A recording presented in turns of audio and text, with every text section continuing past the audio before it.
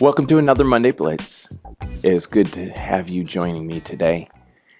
As I was looking at 1 Samuel 10, I had a really difficult message that God kept asking me. And He asked me this question after I read chapter 10.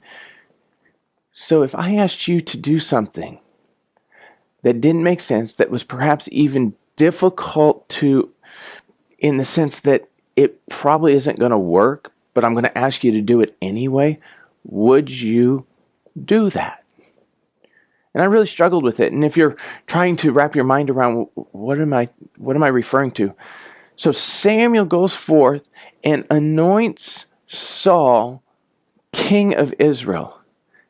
And yet, from all of Samuel's interaction with Saul, Samuel knows this is never going to be successful. This kingdom, this being king of Israel, is going to be a failure. And yet, that is God's instruction to Samuel. Anoint Saul king. How do we respond to when things don't make sense, or we know that what it seems like God's calling us to doesn't work? It's not going to work. Are we faithful even in that? And so I wrestled with the passage. I read it again and asked God, what was the goal? Why was Samuel doing what he was doing?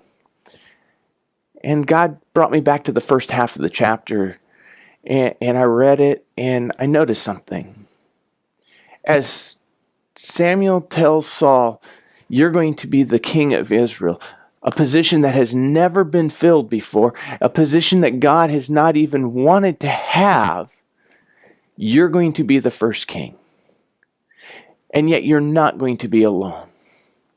In fact, Samuel gives him 3 messages.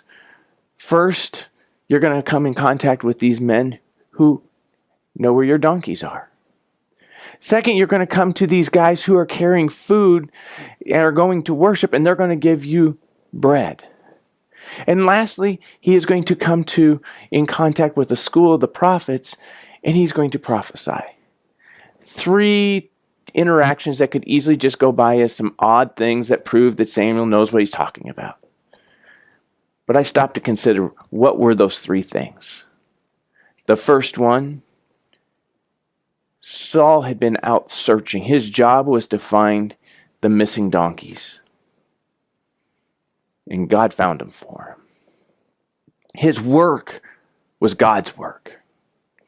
His plans, his desires, his effort to provide was God's job. The second one, food.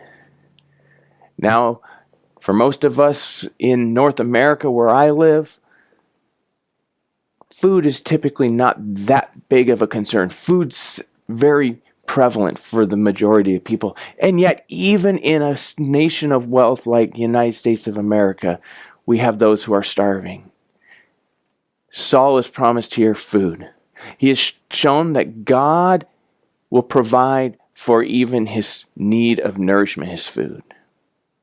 And then lastly, he comes in contact with these prophets, these individuals who are studying and are spiritually so connected with God, they are prophesying. And Saul starts to prophesy. And there's a really powerful verse here that I just want to read to you. I want you to just dwell on this. This is Samuel's promise.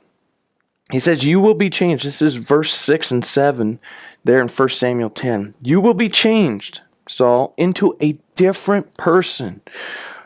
And once these signs are fulfilled, do whatever your hand finds to do, for God is with you. Here is a plan of Saul being king. The concept of being king isn't going to work. God has already told him and all the people of Israel this isn't going to work. And yet, because of the demand, God says, I'm going to choose for you Saul. And Saul, even though this isn't a good plan, this isn't something that's going to work, I am with you. I will provide for your work, your material things. I will provide for your food, and I will provide for you the spiritual nourishment you need. Well, if you think about it, isn't that what we all need? We need the shelter and protection that work allows us to provide for our families. We need food on the table. And most importantly, we need to have that walk with Jesus. And here God promises that to Saul, even in a time where it seems like it would be a complete failure. So yes, even there in 1 Samuel 10, there's this promise. God says, I am your God. You be my people. Rely on me. So I am challenged.